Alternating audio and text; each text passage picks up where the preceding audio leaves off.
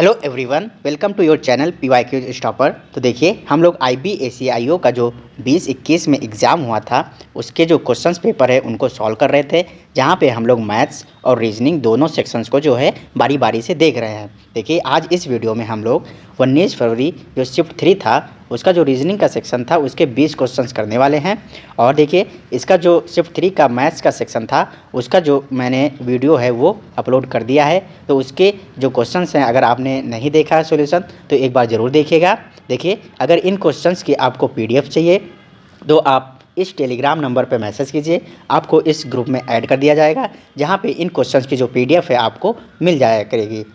देखिए, यहाँ पे हम लोग जो क्वेश्चंस का सॉल्यूशन देखेंगे वो देखेंगे कि हमें एग्ज़ाम के टाइम पे किस अप्रोच के साथ क्वेश्चंस को सॉल्व करना है, ताकि हमारा समय भी बचे और हम करेक्ट आंसर भी मार्क कर पाएँ। तो चलिए बिना किसी देरी के देखते हैं आज का पहला क्वेश्चन।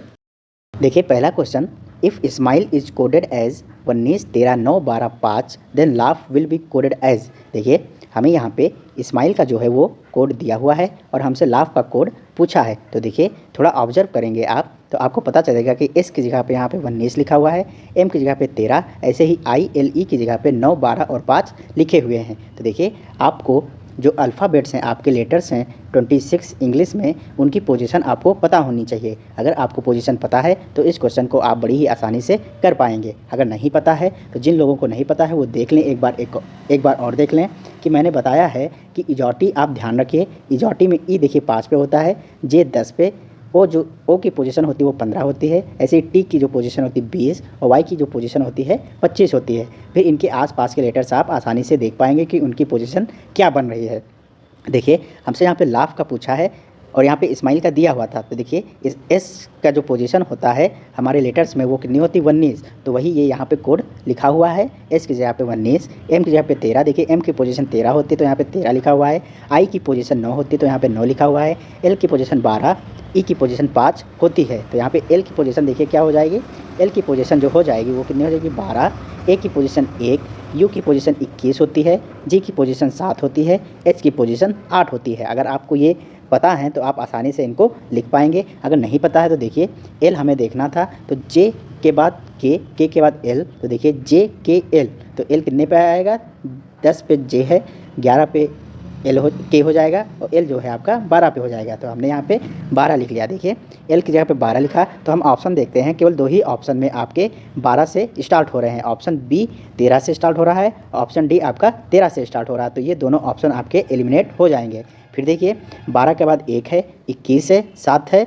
यहाँ पे देखिए 12 के बाद 1 है, 21 से 7 है। जो डिफरेंस इन दोनों ऑप्शंस में है वो कौन सा है, लास्ट वाला। देखिए, यहाँ पे 9 है, यहाँ पे 8 है, तो देखिए लास्ट में कौन सा है आपका H, और H की पोजीशन क्या होती है 8, तो लास्ट में यहाँ पे 8 आने वाला है, तो ऑप्शन सी हमारा करेक्ट आंसर बन जाएगा। AUG की पोजीशन हम देखे बिना हम करेक्ट आंसर तक पहुँच सकते हैं, तो ये भी आपका एक तरीका हो सकता है। ज़्यादा लिखने की ज़रूरत इसमें नहीं पड़ेगी। आई होप ये समझ में आया होगा। चलिए देखते हैं अगला क्वेश्चन। देखिए, अगला क्वेश्चन कह रहा है what figure will come next in the following question figure series. तो यहाँ पे आपको फिगर सीरीज दी हुई है और पूछा है कि यहाँ पे क्या आएगा। चलिए देखते हैं। देखिए, यहाँ इस एरो की पोजीशन देखिए, तो ये देखिए डाउन है, इसकी जो डायरेक्शन है वो किधर है, डाउन है। फिर देखिए इसमें क्या हो गया, ये इसकी डायरेक्शन ऊपर की ओर हो गई, पहले डाउन थी फिर ऊपर हो गई, फिर देखिए फिर डाउन हो गई, फिर आगे आने वाले में क्या हो जाएगी, इसकी पोजीशन ऊपर हो जाएगी, इसकी जो डायरेक्शन है एरो की वो ऊपर हो जाएगी। देखिए ऑप्शन में देख लीजिए आप, तो यहाँ पे जो ऑप्शंस आपको दिए हुए हैं ABCD, उसमें देखिए जो ये वाला एरो है वो उसकी डायरेक्शन क्या होनी चाहिए, ऊपर होनी चाहिए। तो देखिए इसमें ऊपर है, इसमें ऊपर है, और इसमें देखिए नीचे की तरफ है, और इसमें भी नीचे की तरफ है, तो ये 2 ऑप्शन हमारे एलिमिनेट हो जाएंगे। फिर देखिए, जो ये वाला एरो था तो इस फिगर से इधर जाने पे ये वाला फिगर जो है इस बॉक्स में आ गया। तो देखिए यहाँ से यहाँ जाने में यहाँ से किधर आ गया, इस वाले बॉक्स में आ गया। फिर देखिए यहाँ से यहाँ जब गया है तो ये वाली जो एरो है ये ऊपर चली गई है। तो देखिए पहले यहाँ से यहाँ आया, फिर यहाँ से ऊपर चला गया, फिर देखिए आप किधर चला जाएगा, तो ये इधर चला जाएगा, मतलब ये दोनों जो एरो हैं वो आपस में आ जाएंगे। तो देखिए आपस में जो है एरो वो एक ही ऑप्शन में है, तो ऑप्शन ए हमारा इसका करेक्ट आंसर हो जाएगा। देखिए हमारा ऑप्शन बी भी एलिमिनेट हो गया, क्योंकि ये वाला जो एरो था वो यहाँ पे दिया हुआ था, ये दोनों पास पास में नहीं दिए हुए थे, तो हमारा ऑप्शन ए यहाँ पे करेक्ट आंसर हो गया। देखिए अगला क्वेश्चन लिखा है, if a mirror is placed on X Y then which of the following will be the mirror image of the following question image. तो यहाँ पे देखिए आपको एक इमेज दी हुई है जिसका हमें मिरर इमेज बताना है। अगर हम मिरर जो है एक्स वाई पे रखते हैं तो देखिए क्या होने वाला है। यहाँ पे देखिए एन की पोजीशन जो होगी वो क्या होगी, पास में होगी। तो देखिए यहाँ पे ऑप्शन ए देखिए, ये एन कहाँ चला गया, ऊपर चला गया है। तो एन ऊपर नहीं जाएगा, जबकि एन की पोजीशन जो होगी वो कैसी होगी, ऐसे हो जाएगी। देखिए ये वाला ऑप्शन एलिमिनेट हो गया। देखिए यहाँ पे एन क्या है, नीचे चला गया है, तो ये भी नहीं होगा। देखिए एन इसी में जो है पास में है। बाकी देखिए डी ऑप्शन जो है उसमें देखिए के पास में है, के पास में नहीं होगा, कौन पास में होगा, एन। तो देखिए हमारा ऑप्शन सी यहाँ पे करेक्ट आंसर बन रहा है। बाकी देख लीजिए आप, जो के की पोजीशन होगी कुछ ऐसी बनेगी। तो ये वाला हमारा ऑप्शन इसका राइट आंसर हो गया था। देखिए ऑप्शन एलिमिनेट करते चलिए और आपको आसानी से आंसर जो है वो मिलता चला जाएगा।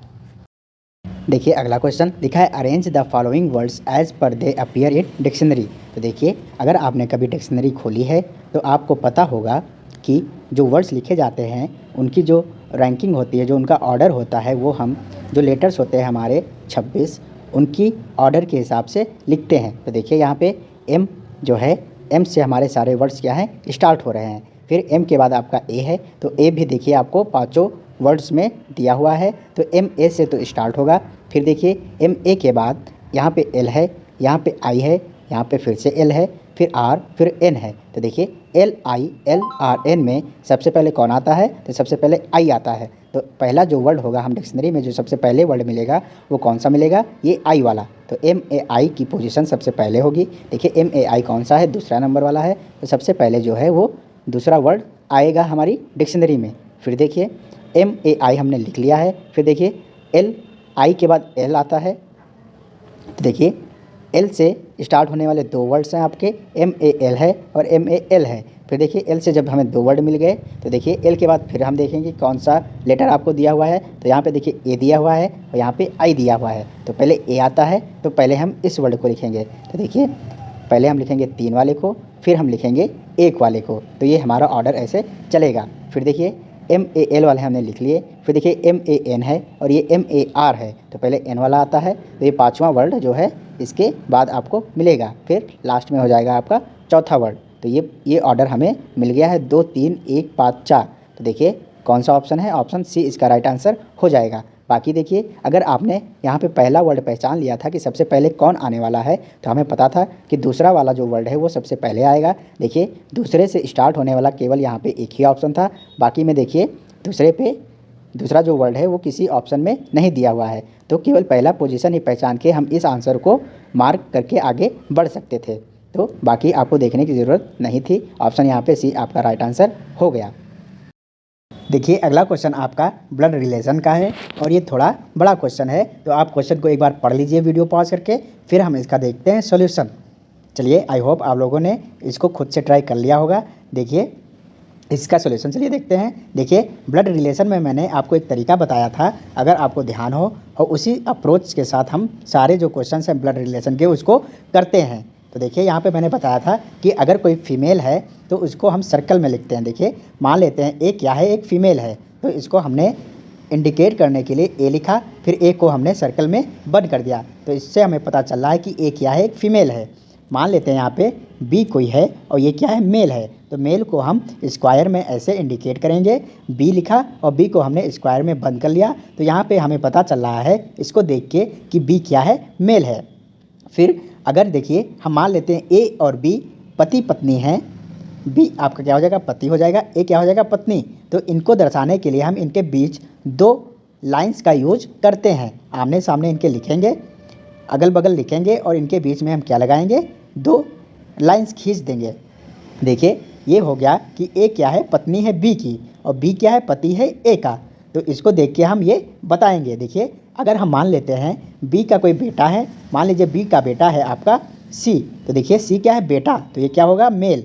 तो इसको हमने स्क्वायर में बंद कर लिया। और देखिए ये क्या आ गया, अब जनरेशन का एक गैप आ गया। तो जो जनरेशन का गैप होता है उसको हम इसके नीचे लिखेंगे और एक एरो से इंडिकेट करेंगे। ऐसे ही अगर एक की बेटी है मान लीजिए डी, तो देखिए डी को हम नीचे लिखेंगे और इनके बीच हम लगाएंगे एक लाइन खींच देंगे, ड्रॉ कर देंगे। तो देखिए ए की बेटी हो गई डी, डी किसकी बेटी है, ए की, तो डी किसकी बेटी हो जाएगी, ए की भी हो जाएगी और बी की भी हो जाएगी। ए और बी क्या है, पति पत्नी। तो देखिए डी और सी में क्या रिलेशन आएगा, डी और सी के रिलेशन को हम जो यहाँ पे दर्शाएंगे वो क्या होगा, सिस्टर और ब्रदर का। तो सिस्टर और ब्रदर जो सिबलिंग्स का रिलेशन है उसको हम एक तीर के द्वारा दर्शाएंगे। आई होप इतनी बातें क्लियर होंगी। चलिए इस क्वेश्चन को थोड़ा अटेम्प्ट करते हैं, यहाँ पे चीज़ें और क्लियर आपकी हो जाएंगी। देखिए क्वेश्चन कह रहा था 7 people A B C D E F and G went to watch a movie। मतलब 7 लोग यहाँ पे हैं जो मूवी देखने गए हैं।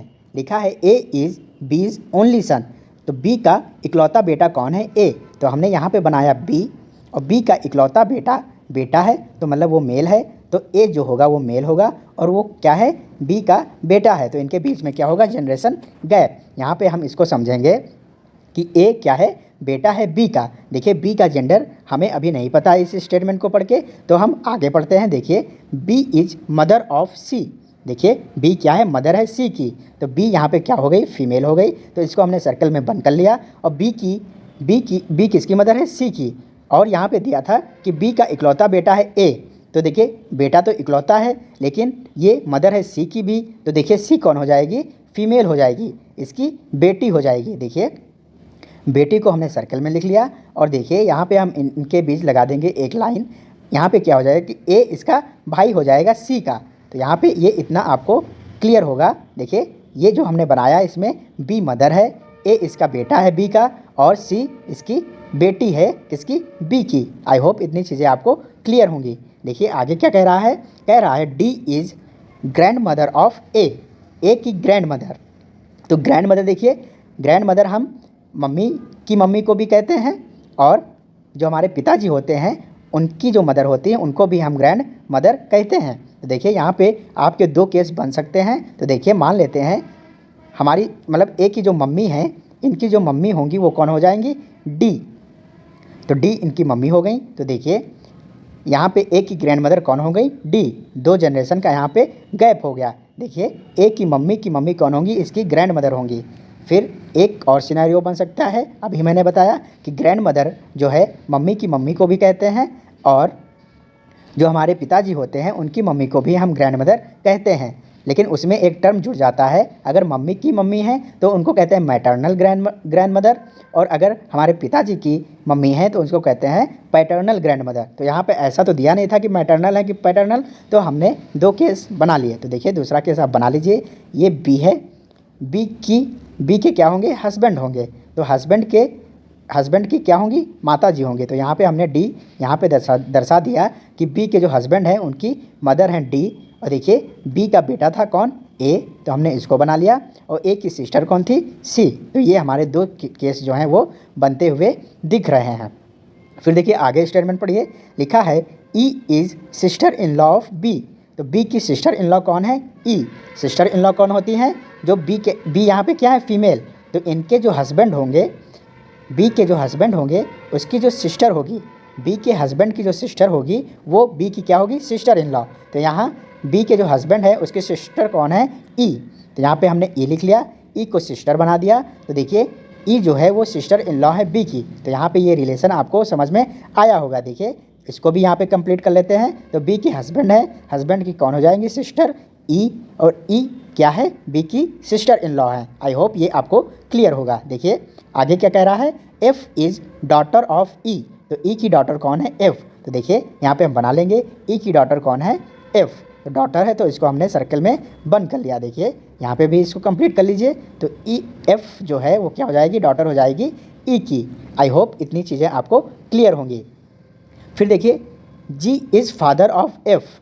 जी कौन है, एफ के पिताजी हैं। तो एफ की मदर कौन थी, ई। तो ई के हस्बैंड कौन हो जाएंगे, यहाँ पे जी हस्बैंड हैं, तो इनको हमने स्क्वायर में बंद कर लिया। आई होप यहाँ तक चीज़ें आपको क्लियर हो रही होंगी। चलिए देखते हैं हमसे क्वेश्चन में क्या पूछा है। तो यहाँ पे देखिए आगे पढ़िए, लिखा है जी सेड, जी ने कहा I will sit beside of my only niece. मैं अपनी जो इकलौती भतीजी है उसके बगल में बैठूंगा। ये लोग क्या कहाँ गए थे, मूवी देखने। तो मूवी देखने जब 7 लोग गए थे तो उसमें से जी ने कहा कि मैं अपनी जो इकलौती भतीजी है उसके बगल में बैठूंगा। तो देखिए पूछा है if G has no siblings, अगर जी के कोई भाई बहन नहीं है, सिबलिंग्स क्या होता है, भाई बहन। तो देखिए अगर जी के कोई सिबलिंग्स नहीं है, कोई भाई बहन नहीं है, तो about home he is talking about, तो वो जो जी है वो किसके बारे में बात कर रहा है। चलिए देखते हैं यहाँ पे। देखिए ऑप्शन हमारा सी है, एफ है, डी है, ए है। तो देखिए यहाँ पे इसकी भतीजी कौन बन रहा है, तो इसकी भतीजी हमें देख के बन रहा है सी। कैसे, देखिए जी हस्बैंड है ई का, और ई का जो भाई है वो कौन है, बी के पति। तो देखिए जो हमारी बहन होती है ना, जो हमारी बहन होती है, और अगर हमारा कोई बेटा है तो जो हमारा बेटा होगा वो हमारी बहन का क्या होगा, भतीजा या भतीजी ही तो होगा, है ना। अगर लड़की है, अगर हमारी लड़की है तो भतीजी होगी, और अगर हमारा लड़का है तो क्या होगा, भतीजा। तो अगर हमारी मेरी बहन का अगर वो मेरा बेटा भतीजा या मेरी बेटी भतीजी है, तो मेरी बहन के जो पति हैं, मतलब हमारे जो जीजा हैं, वो भी क्या होंगे, उनके भी हमारे बेटे या बेटी क्या होंगी, भतीजा या भतीजी। तो यहाँ पे जी की जो ओनली नीस है कौन है, सी। आई होप ये क्लियर होगा। तो यहाँ पे ऑप्शन हो जाएगा ए, ऑप्शन ए सी इसका आंसर हो जाएगा। देखिए एफ़ क्यों नहीं होगा, देखिए एफ़ तो जी की बेटी ही है, तो इसको एलिमिनेट कर दीजिए। डी देखिए क्यों नहीं होगा, डी क्यों नहीं होगा, देखिए डी जो है यहाँ पे जी क्या है, हस्बैंड है ई का, और ई की मदर कौन है, डी। तो जो डी है वो जी की क्या हो जाएंगी, मदर इन लॉ, है ना। अगर यहाँ पे ये वाला केस देखें तो यहाँ पे डी क्या हो जाएंगी, मदर इन लॉ जी की। फिर देखिए इसको भी आप एलिमिनेट कर सकते हैं। फिर ए क्या होगा, देखिए ए क्या है, वो मेल है, और हमें क्या चाहिए, भतीजी। तो मेल भतीजी तो होता नहीं, ये भतीजा होता है, तो ये भी ऑप्शन आपका एलिमिनेट हो जाएगा। आई होप चीज़ें क्लियर होंगी। इसमें मैंने समय दे दिया है। अब ब्लड रिलेशन में जब भी मैं ये क्वेश्चंस ऐसे कराऊंगा तो आपको कोई दिक्कत नहीं होने वाली है, और क्लियरिटी आपकी क्लियर होती रहेगी। देखिए अगला क्वेश्चन कह रहा है, find the missing term in the following series. तो यहाँ पे आपको एक सीरीज़ दी हुई है लेटर्स की, और यहाँ पे पूछा है कि ये जो ब्लैंक है यहाँ पे क्या आएगा। चलिए देखते हैं। देखिए एग्ज़ाम में आप लोग केवल इनकी जो पोजीशन है उसको लिखिएगा। देखिए यहाँ पे वी था, वाई और बी। तो वी की जो पोजीशन होती है वो कितनी होती है, 22। तो यहाँ पे हम लिखेंगे 22। फिर वाई की पोजीशन जो होती है वो 25 होती है, यहाँ पे लिखेंगे 25। और बी की पोजीशन जो होती है वो 2 होती है। कैसे, ये मैंने अभी जस्ट ऊपर बताया है, इजॉटी से आप इसको देख सकते हैं। देखिए अगला क्या है, एस वी वाई। तो एस की पोजीशन आपकी 19 होती है, वी की पोजीशन आपकी 22 और वाई की पोजीशन आपकी 25। देखिए पोजीशन आपको क्लियर होना चाहिए, तभी ऐसे क्वेश्चंस आप आसानी से कर पाएंगे। मैं ये जो दिया हुआ था उसको नहीं लिख रहा हूँ, केवल इनकी पोजीशंस को लिख रहा हूँ, क्योंकि हमें केवल पोजीशन ही देखना होता है कि क्या हो रहा है। देखिए ब्लैंक दिया हुआ है तो इसको हम ब्लैंक बना देंगे। फिर दिया है MPS, तो M की पोजीशन 13 होती है, P की पोजीशन 16, S की पोजीशन आपकी 19 होती है। चलिए देखते हैं यहाँ पे क्या हो रहा है। देखिए 22 से 19 हो गया, मतलब माइनस यहाँ पे 3 हो रहा है। देखिए 25 से 22 हुआ है, मतलब यहाँ पे भी -3 हो रहा है। देखिए B था, देखिए ये B था, इसके पहले A होता है। अगर हम बनाए हैं तो देखिए इसके पहले Z आ जाएगा और इसके पहले आपका Y आ जाएगा। या फिर आप देखिए Z 26 होता है और 26 के आगे हम और जाएंगे तो कितना होगा, 26 और प्लस 2 तो कितना हो जाएगा, 28। तो जो B है, B को हम 28 भी ले सकते हैं। क्यों, क्योंकि ये 26 प्लस 2 है, और 2 पे कौन होता है, B। तो 26 के बाद देखिए Z के बाद फिर से ABCD चालू हो जाएगा। तो Z के बाद B कितने पे आएगा, 2 ही पे फिर से आएगा। तो 26 प्लस 2 मतलब B को हम 28 भी ले सकते हैं। तो 2 लिखिए या फिर 28 लिखिए। देखिए अगर 28 लिख रहे हैं तो यहाँ पे -3 हो रहा है। या फिर ऐसे देखिए कि B से 3 कदम हम पीछे आएंगे तो किस पे पहुँचेंगे, Y पे। देखिए यहाँ पे क्या हो रहा था, 25। तो 25 Y क्या होता है, 25 इसकी पोजीशन होती है। तो देखिए 1 2 3, तो जब 3 हम पीछे आए हैं तो हमें क्या मिला है, Y 25, मतलब यहाँ पे भी -3 हो रहा है। आई होप इतनी क्लैरिटी आपको मिल रही होगी। देखिए -3 -3 -3, मतलब सब में क्या हो रहा है, -3। तो यहाँ पे अगले टर्म में भी क्या हो जाएगा, -3। तो ये बचेगा आपका 16, 19 -3 कितना बचेगा, 16। ऐसे यहाँ पे -3 कीजिए तो ये बचेगा आपका 19। 22 में 3 गया, कितना बचा, 19। ऐसे ही यहाँ पे -3 कीजिए तो ये बचेगा आपका 22। तो देखिए 16, 19 और 22। चलिए देख लेते हैं आगे भी ये -3 हो रहा है कि नहीं हो रहा है। देखिए 16 और 13 का गैप कितना है, 3। तो यहाँ पे 3 घट रहा है। 19 से 16 हुआ तो यहाँ भी 3 घट रहा है, और 22 से 19 हुआ तो यहाँ पे भी 3 घट रहा है। मतलब जो हमने एक पैटर्न बनाया है वो हमारा सही फॉलो कर रहा है। चलिए यहाँ पे क्या मिला हमें, 16, 19 और 22। तो 16 पे किसकी पोजीशन होती है, P की, 19 पे पोजीशन किसकी होती है, एस की, और 22 पे पोजीशन होती है वी की। तो PSV इसका करेक्ट आंसर ऑप्शन सी यहाँ पे हो जाएगा। आई होप ये क्लियरिटी आपको मिली होगी। चलिए देखते हैं अगला क्वेश्चन। देखिए अगला क्वेश्चन आपका रैंकिंग का है। देखिए लिखा है हैवियर कॉइन्स आर कॉस्टलियर। देखिए जो भी हैवी कॉइन्स होंगे वो क्या होंगे, उनकी कीमत जो है वो भी क्या होगी, ज़्यादा होगी। लिखा है Ram's coin is heavier than Mohan's and costlier then Ramesh. तो जो राम के पास कॉइन है वो मोहन के कॉइन से भारी है और रमेश के कॉइन से क्या है, कॉस्टलियर है, मतलब उसकी जो रमेश के पास कॉइन है उसकी कीमत उससे ज़्यादा है। तो देखिए यहाँ पे राम मान लेते हैं, तो राम के जो कॉइन है वो हैवी है किससे, मोहन के कॉइन से। तो यहाँ पे हमने मोहन मान लिया, यहाँ पे राम मान लिया। तो यहाँ पे इसको हम ग्रेटर देन यूज़ करेंगे यहाँ पे कि राम का जो कॉइन है वो मोहन के कॉइन से क्या है, हैवी है। और लिखा है रमेश के कॉइन से क्या है, कॉस्टलियर। और यहाँ पे देखिए पहला क्या कह रहा था कि जो हैवी होगा वो उसकी कॉस्ट भी क्या होगी, ज़्यादा होगी। तो रमेश का जो कॉइन है, जो रमेश का कॉइन है वो सस्ता है किससे, राम के कॉइन से, या फिर जो राम के पास कॉइन है वो महंगा है रमेश के कॉइन से। अगर महंगा है तो वो हैवी भी ज़्यादा होगा। तो देखिए राम का जो कॉइन है वो मोहन के कॉइन से भी हैवी है और रमेश के कॉइन से भी हैवी है। तो यहाँ पे हमने इसको रमेश को भी राम के पीछे रखा। देखिए अगला स्टेटमेंट लिखा है Naresh coin is costlier then Ram's. जो नरेश का कॉइन है वो क्या है, राम के कॉइन से कॉस्टलियर है।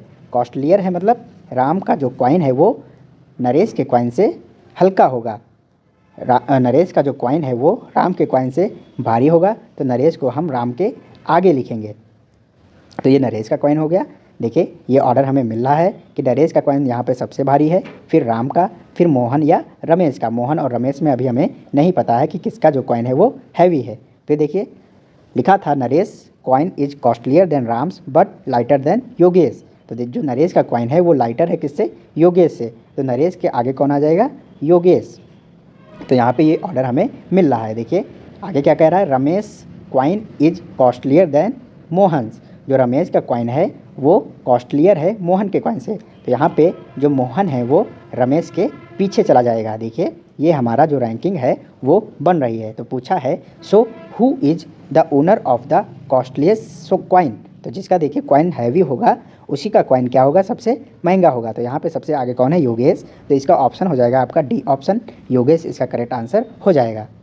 चलिए देखिए अगला क्वेश्चन लिखा है, यहाँ पे आपको स्टेटमेंट्स दिए हुए हैं और कंक्लूजन दिया हुआ है। जो आपका ये क्वेश्चन है वो सिलोगिज्म का है और हमने सिलोगिज्म के क्वेश्चंस कई बार किए हुए हैं डिफरेंट शिफ्ट्स वाले में, है ना। चलिए देखते हैं, यहाँ पे लिखा है statement all X are Y. तो जितने एक्स हैं वो सारे के सारे क्या हैं, आपके वाई हैं। तो इसको बनाने का तरीका मैंने बताया हुआ है। देखिए जितने यहाँ पे एक्स होंगे वो सारे के सारे क्या हो जाएंगे, वाई हो जाएंगे। लिखा है नो जेड इज एक्स। तो कोई भी जो जेड है, देखिए ये हमने जेड का एलिमेंट बना लिया। तो कोई भी जेड जो है वो एक्स नहीं है। तो इसको हम ऐसे इंडिकेट करेंगे, क्रॉस लगा लेंगे कि इनके बीच में कोई भी रिलेशन नहीं है। जितने यहाँ पे जेड हैं वो एक्स नहीं हो सकते हैं। देखिए कंक्लूजन पढ़िए, यहाँ लिखा है सम एक्स आर नॉट जेड। तो कुछ एक्स जो हैं वो जेड नहीं हैं। देखिए कोई भी जेड जो हैं, जितने यहाँ पे जेड हैं वो एक्स नहीं हो सकते हैं। तो इसका वाइसे वर्सा कोई भी एक्स जेड नहीं होगा। तो यहाँ पे लिखा है सम एक्स आर नॉट जेड। तो अगर इनमें से ये जो एक्स यहाँ पे लिखे हुए हैं इनमें से हम कुछ एक्स जो निकाल लें तो क्या वो जेड हो सकते हैं, वो भी जेड नहीं हो सकते। तो ये पहला कंक्लूजन हमारा फॉलो करेगा। देखिए लिखा है सम वाई आर नॉट जेड। तो देखिए हमें y और z के बीच में रिलेशन नहीं पता है, लेकिन हमें इतना ज़रूर पता है कि जितने भी y के एलिमेंट इस x में होंगे वो z नहीं होंगे, क्योंकि कोई भी x जो है वो z नहीं होगा। क्यों, क्योंकि कोई भी z जो है वो x नहीं है। तो यहाँ पे दूसरा कंक्लूजन भी हमारा फॉलो करेगा, वो वाले y जो x के अंदर हैं वो कभी भी z नहीं हो सकते हैं। तो दूसरा स्टेटमेंट भी हमारा फॉलो करेगा। इसका आंसर हो जाएगा both conclusion first and second follows, option C इसका करेक्ट आंसर बनेगा। देखिए अगला क्वेश्चन भी आपका सिलोगिज्म का है। पढ़िए स्टेटमेंट्स, लिखा है सम डॉन्स आर नाइट्स। तो देखिए जो कुछ डॉन्स हैं वो क्या हैं, नाइट्स हैं। तो इसको हम बना लेंगे, ये हमारे डॉन्स हैं और इसके कुछ एलिमेंट्स किस में जाएंगे, आपके नाइट्स में जाएंगे। तो यहाँ पे हो गया है कि जो कुछ डॉन्स हैं वो क्या हैं, नाइट्स हैं। तो ये वाला जो पार्ट है आपका ये क्या कह रहा है, यहाँ पे जो कुछ डॉन्स आपके हैं वो नाइट्स हैं। देखिए अगला स्टेटमेंट लिखा है नो नाइट इज अ नून। तो कोई भी जो नाइट है वो नून नहीं है। तो ये आपका नाइट का एलिमेंट है। और कोई भी नाइट नून नहीं है, तो जो नून वाला एलिमेंट होगा वो नाइट में नहीं आएगा। तो यहाँ पे हमने इसको क्रॉस लगा लिया। लिखा है no dawn is a dusk, तो जो भी यहाँ पे डॉन है वो कोई भी डॉन क्या है, डस्क नहीं है। तो यहाँ पे हमने डस्क का एलिमेंट बना लिया। देखिए कोई भी डस्क जो होगा वो डॉन नहीं होगा। ये कौन सा एलिमेंट था आपका, डॉन का। तो यहाँ पे हमने क्रॉस लगा लिया कि कोई भी डॉन डस्क नहीं होगा। चलिए कंक्लूजन पढ़िए। लिखा है सम डस्क्स आर नाइट्स, तो देखिए यहाँ पे हमें डस्क और नाइट का जो है डायरेक्ट रिलेशन हमें स्टेटमेंट में नहीं दिया हुआ था। तो देखिए यहाँ पे हमें ये तो पता है कि डॉन और डस्क में रिलेशन क्या है कि कोई भी डॉन डस्क नहीं हो सकता। कंक्लूजन क्या कह रहा है, सम डस्क आर नाइट्स, तो कुछ डस्क जो हैं वो नाइट्स हैं, ये हम यहाँ से नहीं कह सकते हैं। ये हो भी सकता है और नहीं भी हो सकता है।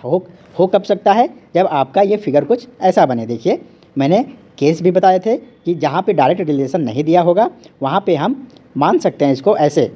देखिए ये आपका डॉन था और ये आपका नाइट था, और ये डस्क अगर इसमें ऐसे आ जाए तो, और यहाँ पे जो डॉन और डस्क का रिलेशन है वो क्या है कि कोई भी डॉन डस्क नहीं है। तो देखिए ये भी इस फिगर में भी आपको जो स्टेटमेंट दिए हुए थे वो सेटिस्फाई कर रहा है। यहाँ पे ये डॉन हो गया, यहाँ ये डस्क हो गया। तो डस्क और डॉन में देखिए डस्क और डॉन में कोई भी रिलेशन नहीं है, लेकिन यहाँ पे हम इस फिगर से हम कह सकते हैं कि कुछ जो नाइट्स हैं वो क्या हैं, डस्क।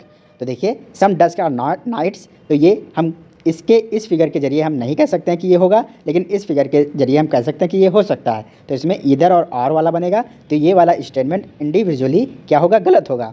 लिखा है सम नून्स आर डॉन्स, जो सम नून है वो क्या है, डॉन है। तो देखिए यहाँ पे नाइट और नून के बारे में दिया हुआ था कि कोई भी नाइट जो है नून नहीं है, लेकिन डॉन और नून के बीच में डायरेक्ट आपको रिलेशन नहीं दिया हुआ है, तो इसको भी हम नहीं कह सकते। तो दोनों स्टेटमेंट आपके क्या हो जाएंगे, गलत हो जाएंगे। तो यहाँ पे neither one nor second follows आपका करेक्ट आंसर बनेगा। आई होप ये समझ में आया होगा।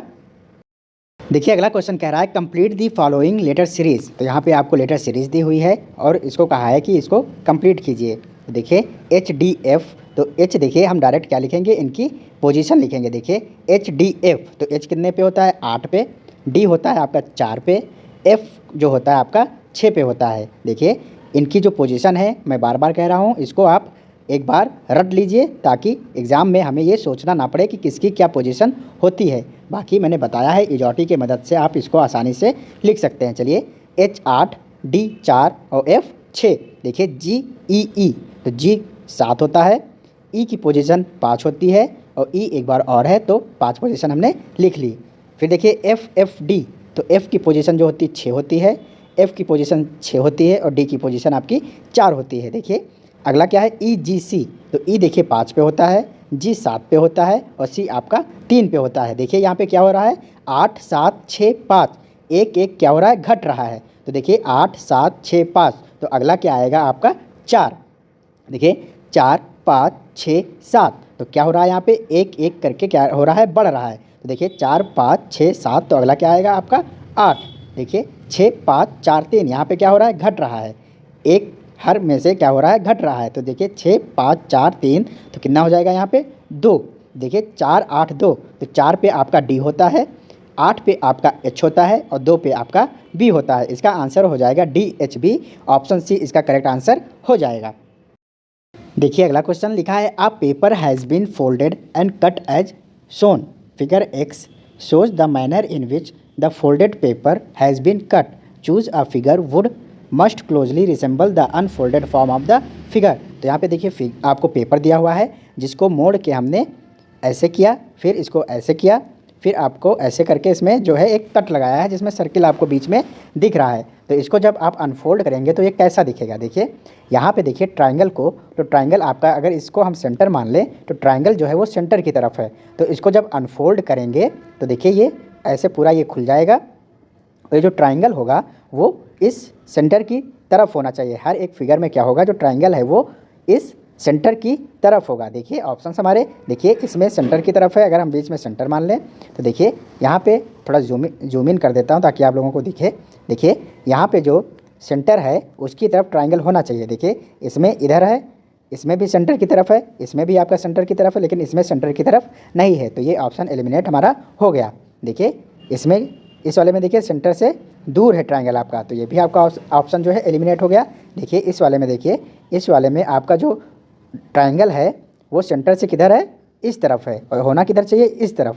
तो ये भी आपका ऑप्शन जो है एलिमिनेट हो जाएगा। ऑप्शन बचा आपका आखिरी डी, और यही हमारा आंसर है। देखिए इसमें जो चारों ट्रायंगल हैं वो किधर है, सेंटर की ओर। तो यही ऑप्शन हमारा जो है राइट आंसर हो जाएगा। आई होप ये समझ में आया होगा। बाकी पेपर कटिंग से रिलेटेड और भी हम क्वेश्चंस कर चुके हैं और आने वाली शिफ्ट्स में भी करते रहेंगे। तो ये क्लैरिटी आपको धीरे धीरे मिलती रहेगी कि इसको अनफोल्ड करने पे ये क्या होता है और कैसे होता है। चलिए देखते हैं अगला क्वेश्चन। देखिए अगला क्वेश्चन आपका सिटिंग अरेंजमेंट का है। क्वेश्चन पढ़िए। लिखा है Rohit, Kaira, Suraj, Laila and Diya are sitting on a bench. तो यहाँ पे कितने लोग हैं, 1 2 3 4 5। ये 5 लोग जो हैं एक बेंच पे बैठे हुए हैं।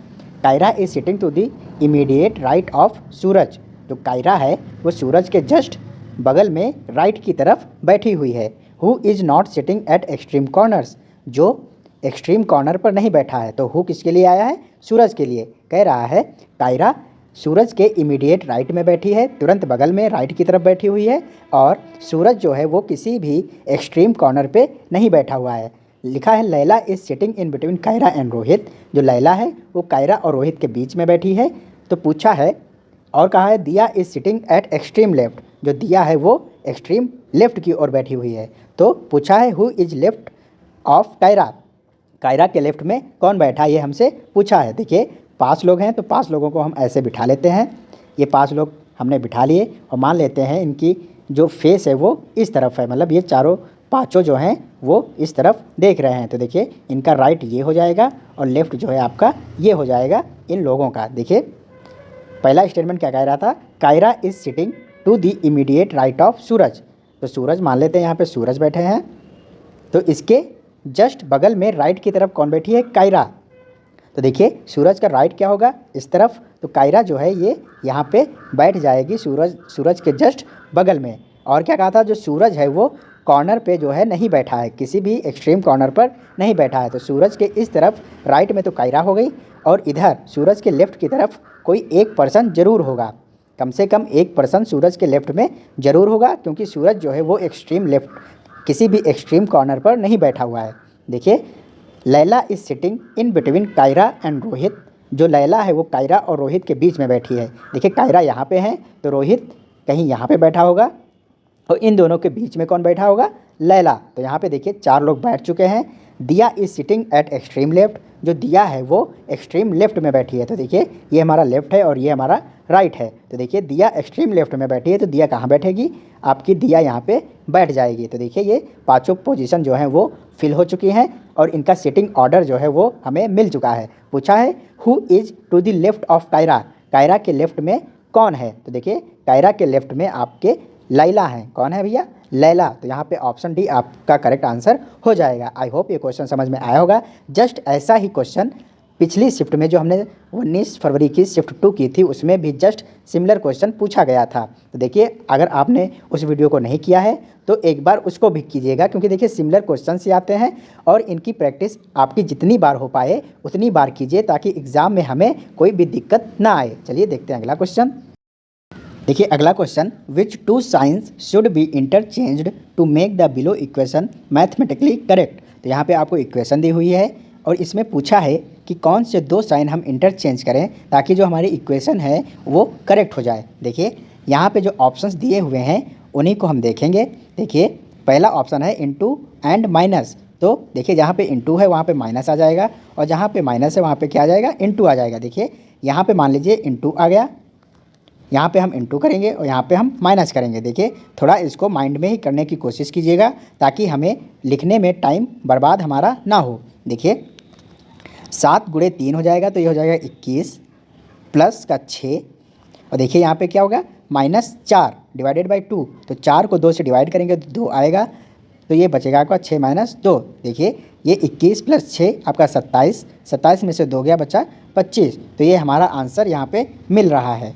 तो देखिए आपको लिखने में ज़्यादा समय बर्बाद नहीं करना है। आप ऑप्शन देखिए और थोड़ा देखिए कि कौन से 2 साइन चेंज करने पे हमारी इक्वेशन सही हो जा रही है, और उसको अगर आपको वेरीफाई करना है तो पूरा लिख के वेरीफाई कर लीजिएगा बाद में। देखिए अगर यहाँ पे पहला ऑप्शन नहीं होता, मान लीजिए पहला ऑप्शन ये लिखा होता है इनटू एंड डिवीज़न, तो देखिए डिवीज़न यहाँ पे है और इनटू यहाँ पे है। तो देखिए इसको फटाफट लिखते हैं हम, 7 - 3 + 6 डिवाइडेड बाई 4 गुणे 2। देखिए 2 दूना 4 और 2 तिहाई 6।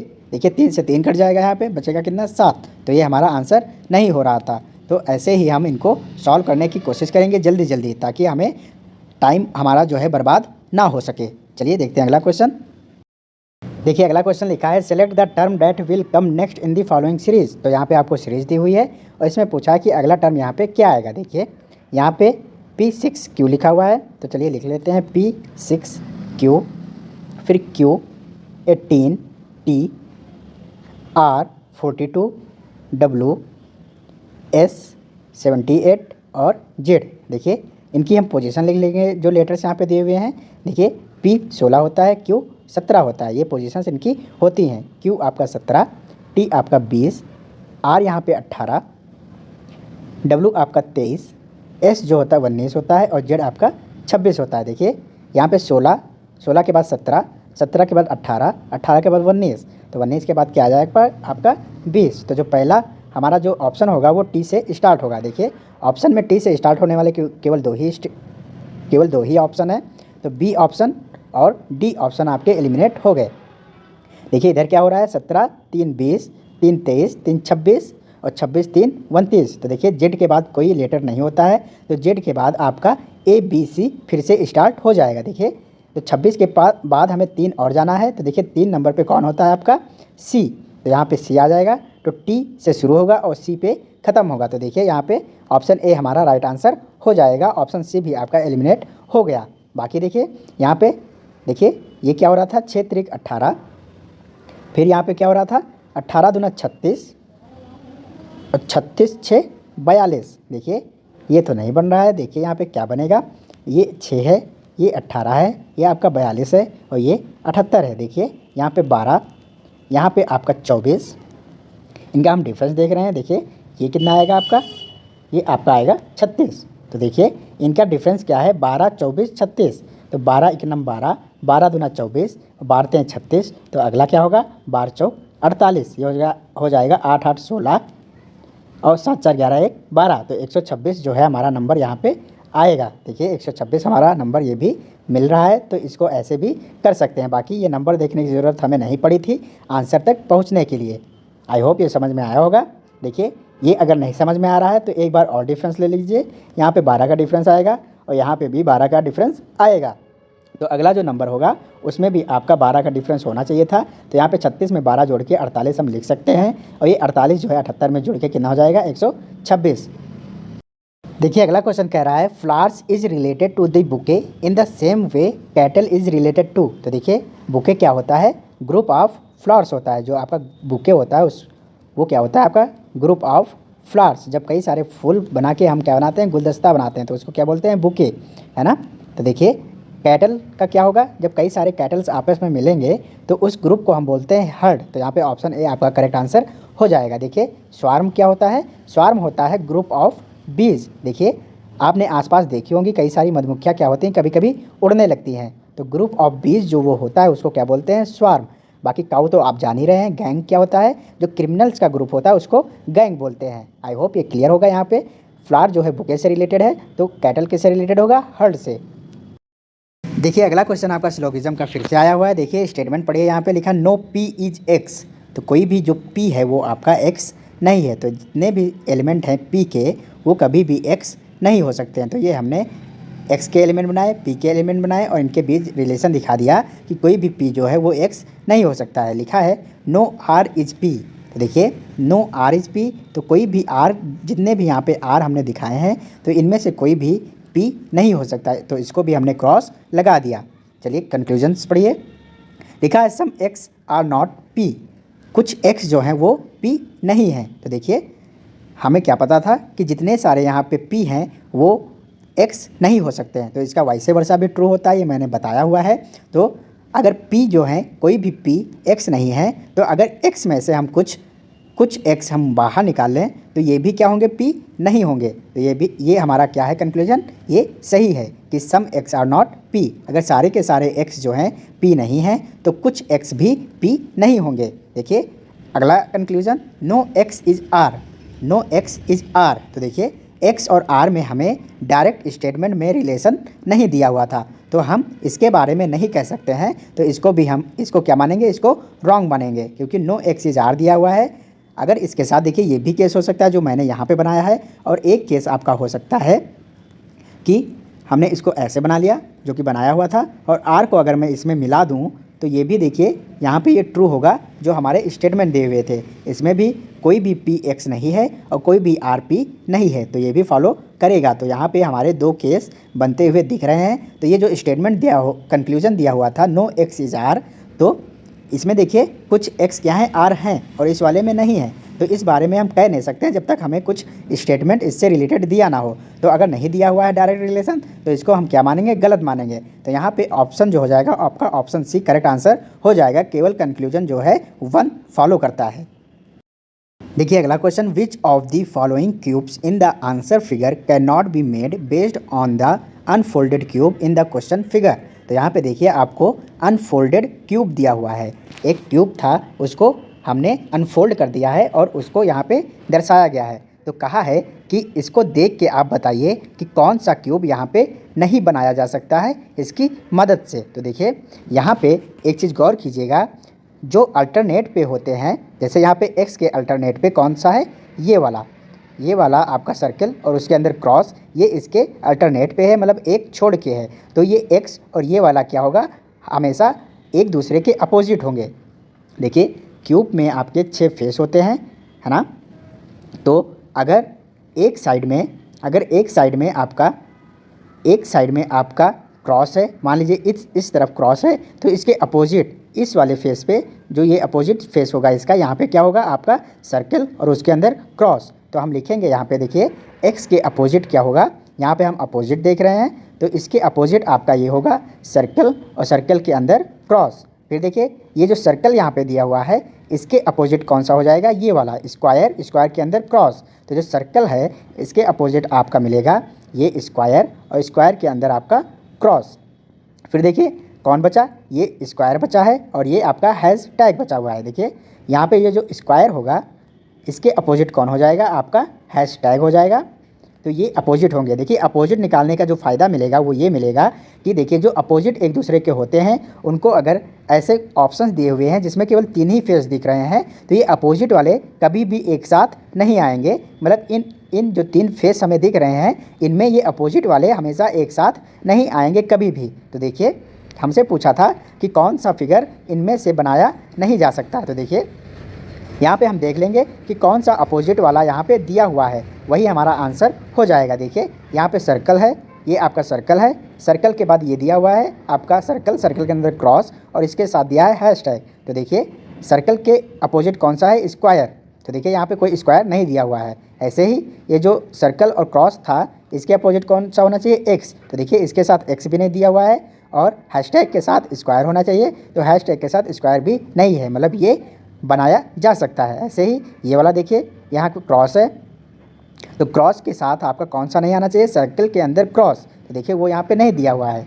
स्क्वायर के साथ कौन सा नहीं आना चाहिए, हैशटैग। तो देखिए हैशटैग भी नहीं दिया हुआ है। और इस सर्कल के साथ कौन नहीं आना चाहिए, स्क्वायर, स्क्वायर के अंदर क्रॉस। तो देखिए ये भी हमारा बनाया जा सकता है। बाकी एक चीज़ और देखिएगा, यहाँ पे सर्कल था, ये यहाँ पे सर्कल है, यहाँ पे ये सर्कल के अंदर क्रॉस है और ये हैशटैग है। देखिए ये आपस में क्या है, एक दूसरे से कनेक्टेड हैं। तो ये जो है तीनों फेस हमें दिखाई दे सकते हैं, तो यहाँ पे ये सही होगा। ऐसे ही ये क्रॉस है, क्रॉस के साथ सर्कल है, सर्कल के साथ आपका स्क्वायर है। तो देखिए ये भी जो फेस हैं हमें दिख सकते हैं अगर हम 3 फेस देख रहे हैं।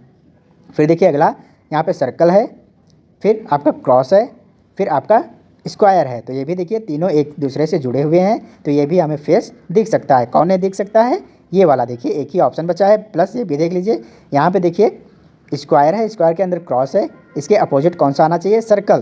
तो देखिए अपोजिट आना चाहिए ना, तो ये अपोजिट नहीं है, ये तो सामने ही दे दिया। तो यही हमारा आंसर हो जाएगा कि ये है, ये वाला जो क्यूब है वो इसकी मदद से इसको नहीं बना सकते हैं। आई होप ये क्लियरिटी आपको मिली होगी, है ना। तो हमेशा आप अपोजिट वाला लिख लीजिए और तीनों फेस देख लीजिए। अगर किसी में भी आपका अपोजिट वाला एलिमेंट एक साथ दिया हुआ है तो वो क्यूब हम नहीं बना सकते हैं। चलिए देखते हैं अगला क्वेश्चन। देखिए अगला question, the given Venn diagram shows the number of students who usage different social media like Facebook, Instagram and Twitter, how many students use either Facebook और ट्विटर और बोथ बट नॉट इंस्टाग्राम। तो देखिए यहाँ पे आपको एक Venn diagram दिया हुआ है जिसमें फेसबुक, इंस्टाग्राम और ट्विटर को यूज़ करने वाले पर्सन्स का, स्टूडेंट्स का जो है आपका नंबर दिया हुआ है कि कितने लोग क्या यूज करते हैं। देखिए पूछा है how many students use either Facebook और ट्विटर और बोथ, कितने स्टूडेंट हैं जो फेसबुक और ट्विटर को यूज़ करते हैं या फिर दोनों को यूज़ करते हैं लेकिन इंस्टाग्राम को यूज़ नहीं करते हैं। तो देखिए इंस्टाग्राम वाला आपका सर्कल ये है, तो इसको छोड़ के बाकी जो नंबर्स बचे हैं उनको हमें बताना है कि कितने लोग हैं।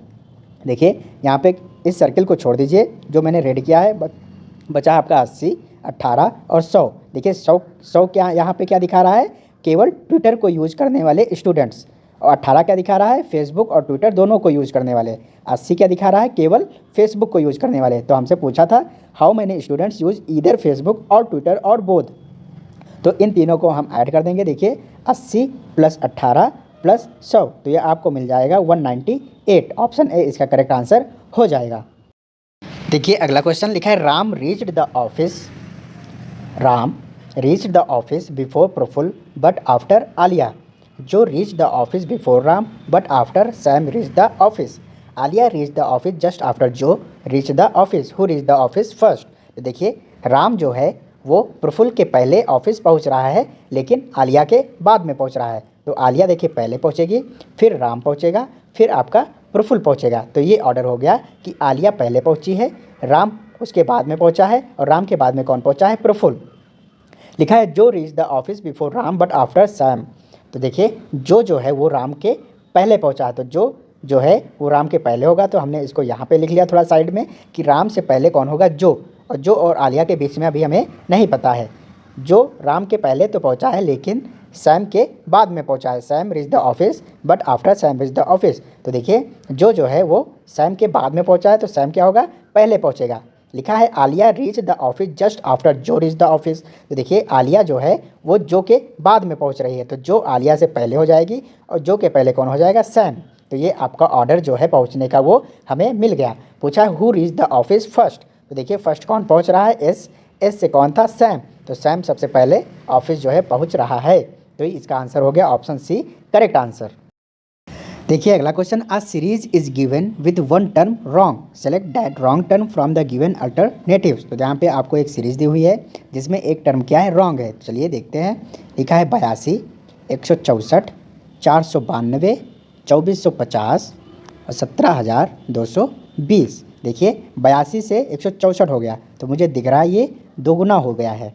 ऐसे ही यहाँ पे देखिए 164 से कितना होगा, 492। तो देखिए इसको जब आप 3 से मल्टीप्लाई करेंगे 164 को, तो आपको मिलेगा 492। देखिए ऐसे क्वेश्चंस आप तभी तेज़ी से कर पाएंगे जब आपकी कैलकुलेशन थोड़ा फास्ट होगी। देखिए मुझे दिख रहा था 16 48, मतलब ये अगर 160 लिखा होता और उसका मैं 3 गुना करता तो 480 के पास पहुंच जाता। तो ऐसे ही मैंने इसको 3 से सीधे मल्टीप्लाई कर लिया। देखिए अगर 160 होता तो 480 होता, लेकिन था 164, तो 4 3 12 और हो जाएगा, मतलब 492 तक पहुंच जाएगा। देखिए यहाँ पे आगे क्या हो रहा है, देखिए 2 3, फिर अगर 4 से मल्टीप्लाई हो रहा होता, मान लेते हैं यहाँ पे 4 से ये मल्टीप्लाई हो रहा होता। देखिए पहले 2 से हुआ, फिर 3 से हुआ, फिर हम मानते हैं यहाँ पे 4 से मल्टीप्लाई हो रहा है। तो देखिए 492 को आप 4 से मल्टीप्लाई कीजिए तो ये आ जाएगा 4 दूनी 8, 4 9 36 और 4 चौक 16 3 19। तो यहाँ पे हमें क्या मिलना चाहिए था, 1968।